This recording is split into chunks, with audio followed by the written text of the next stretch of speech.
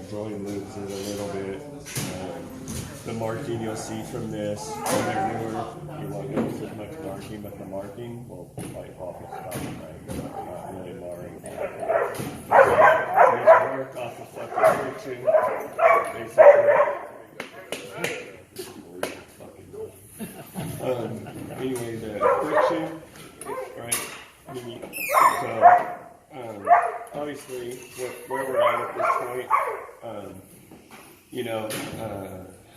none of this is feasible to heat, you know what I mean, to heat a spot and pull like that, right? I mean, I can see that.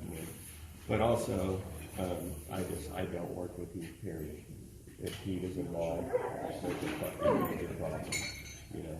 So, heat makes everything unpredictable, and this and that. Outside of a car being hit inside by a train, the support shouldn't be on, unless you're oxy-acetylene rolling.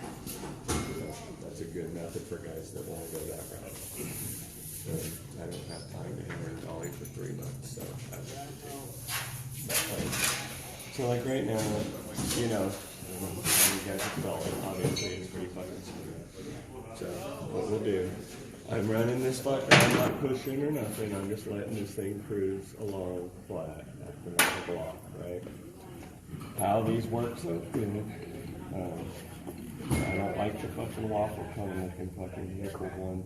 You know, that doesn't make sense to me when the fucking block sand primer with that. So. We leave fucking lane marks in your metal too. Yeah, and I mean, you know, it'd be like blocking a car with a fucking block shape like that to me. You know, we're trying to true. So when we've been talking roughly about shrinking this, that, I used to not like them. Racially, that Pro Shapers, dude, he fucking converted me. And if it came down to it, I'd rather have my hammering dolly in this than I would that handle all fucking day. So, it's cool to take pictures with the other one. Yeah. This is the one. So, anyhow. So as this fucker cruises along, right, it can only hit the highs, right? Just like the sanding block. So it is only heating at the highs. So when these don't work, they're being used wrong, right? Is there good water? It's fucking, hey, that water's no good, Holmes, but you should drink it. Don't bite me. So you only hit the highs, right? If you run these, you know, you're not running until you see color changes and shit, you know, or that would be a good reason why you would say shrinking just don't work, you know, because at that point you're losing the fucking point. You only want to bring the high down, right? So it's multiple steps as opposed to just cooking the fuck out of the panel where then the lows next to it are heated and moving as well, right? So that's why they're so special, is they can move. It's going to be, you'll see these marks. This shit isn't that rough right now, so I would have hammered a little bit more, but in the circumstances, I'm moving with you. So anyhow, you'll see these marks and how it's kind of doing, and you're going to start noticing as I'm running, all of a sudden those marks are going to be everywhere, right? And it's getting on a common fucking plane.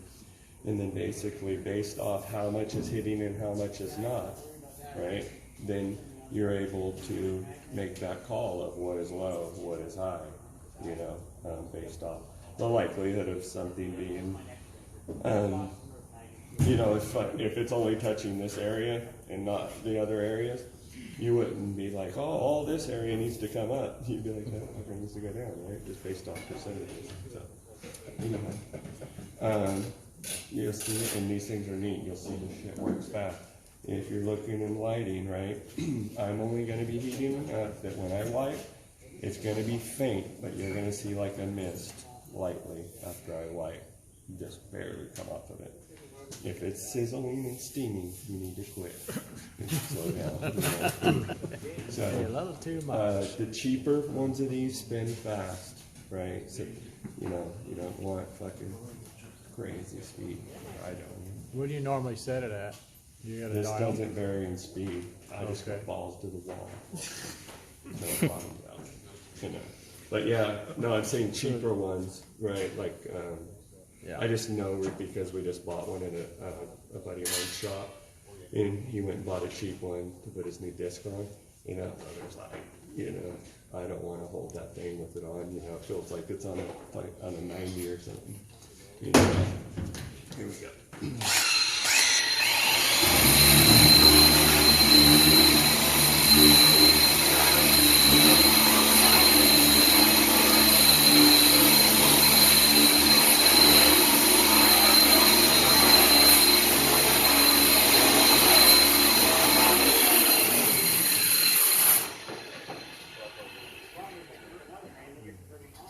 And then you don't go again when it's warm. There's a teeny bit of heat there. I was just gonna check it out, how it's working.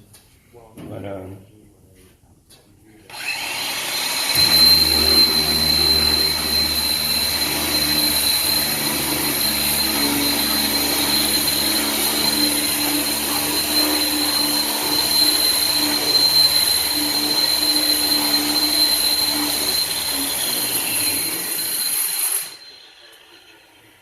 see it kind of lightly changing right there. It's real faint. You have to get the right light. See how much more of it is showing like that.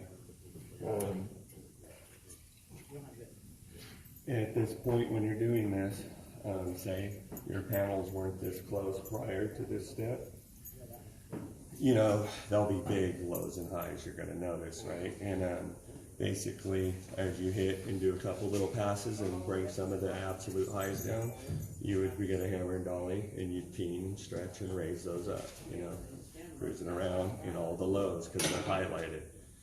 You know, you're up here, you're gonna see a little more where there's a little more transition. But yeah, you would bring up and then you run again, bring up, run again. Eventually, it will be like this, and you can polish that fucker, and it'll, you know, there won't be imperfection. So, running.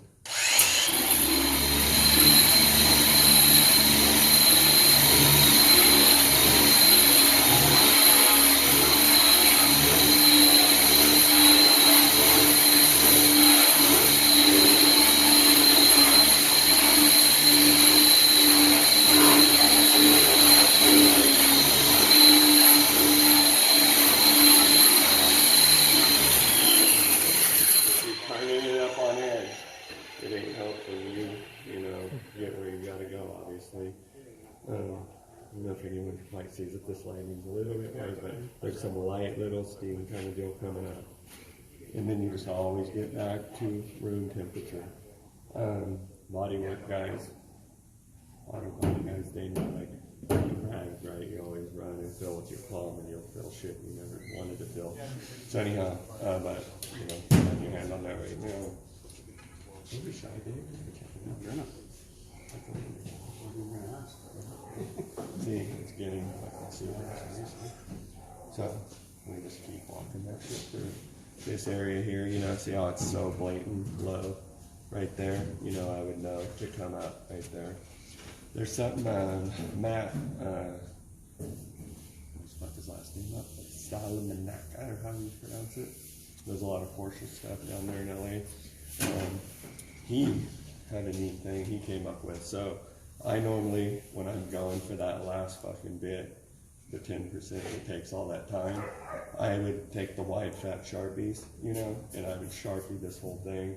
I would hit with this, obviously pulls the Sharpie, leaves it. As I was mentioning and showing earlier when we were hammering on this, how I prefer the Sharpie. As you hit on it, the ink splatters, it gets lighter. The real dark area, if you just know to cruise, as it gets into the grays that are getting close, you know, you're lighter, and it gives all that rather than just fucking winging it. And it isn't so discouraging to chase out. Anyway, what I bring up is I would fucking go through that. You know, you have to have several Sharpies and be changing them because it doesn't like drawing all over shit. Matt goes and turns his left arm, runs that on this, then runs this on the car, and it just creates the reverse, the negative of it. And it's pretty neat, a lot less Sharpie, you know, that. Dicam, a lot of guys use, it's just expensive, and you know, I don't know. I like how the ink splatters easy and nice and spreads, and I can read that and bring it where I can hit with a block and know that I'm right there. I usually keep a little durable up, like some 120, you know, and but really this can give you all the data, This shit here, even though it looks like that, it will wipe off with Scotch-Brite. And a new one won't look as aggressive, you know. This thing's probably 6-7 years old. It needs retired. Dave and Jeff hooked me up with a new one. It's in the box over there, and you can see this shit has been on so long that it's still thinking about if it wants to come out or not. But it'll figure it out. So, run through this fucker real quick, run a DA.